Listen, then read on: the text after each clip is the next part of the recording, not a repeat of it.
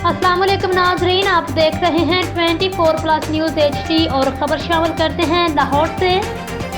24+ news HD के नुमाइंदे हामिद अली भट्टी की रिपोर्ट के मुताबिक लाहौर थाना फैक्ट्री एरिया की चौकी पंजाब सोसाइटी पुलिस की बड़ी कार्रवाई, 2 मुल्ज़मान गिरफ्तार, केमिकल डोर और पतंगों की भारी खेप भी बरामद कर ली गई।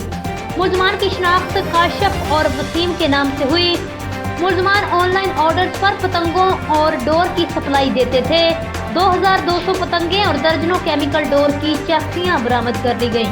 पुलिस ने मुकदमा दर्ज करके मजीद तफ्तीश शुरू कर दी है। चौकी incharge Punjab society Jafar Bhattu SI Dilshad Hussain ने कार्रवाई की।